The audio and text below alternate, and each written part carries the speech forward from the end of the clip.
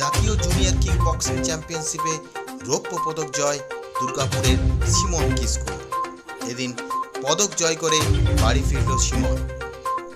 গত 10 থেকে 14 জুন শিলিগুড়িতে অনুষ্ঠিত হওয়া জাতীয় স্তরের এই চ্যাম্পিয়নশিপে রৌপ্য পদক পায় সিমন।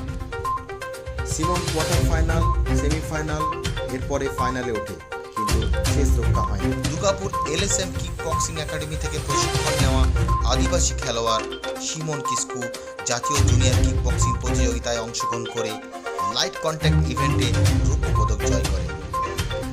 এদিন তারই একাডেমির পক্ষ থেকে সম্বর্ধনা দেওয়া হয়।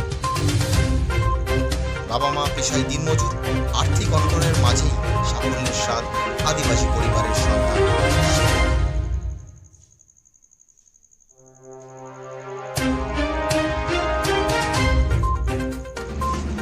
খুব ভালো লাগছে।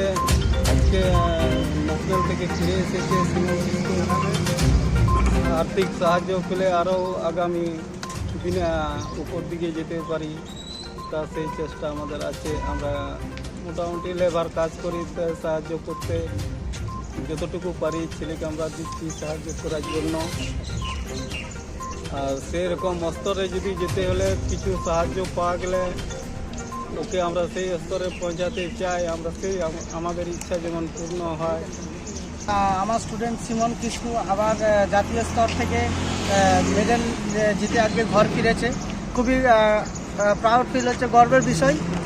গত কিছুদিন আগে আমার আরেকটি স্টুডেন্ট আরাধ্যা সিং, সেও ন্যাশনাল থেকে মেডেল নিয়ে এসেছিলো এবং আবার সাফল্য আমাদের একাডেমির ঝুলিতে আমাদের ডিস্ট্রিক্টে এবং আমাদের রাজ্যের হয়ে প্রতিনিধিত্ব করলো সিমন কিসকু। এবং সে লাইট কন্ট্যাক্ট ইভেন্টে ফাইনাল খেলে আজকে সে সিলভার মেডেল নিয়ে এসছে। এবং আগামী দিনে চেষ্টা করব আমি তাকে আরও ভালোভাবে ট্রেনিং করিয়ে যাতে সে পরের বার গোল্ড মেডেল নিয়ে আসে, সেই চেষ্টা করব।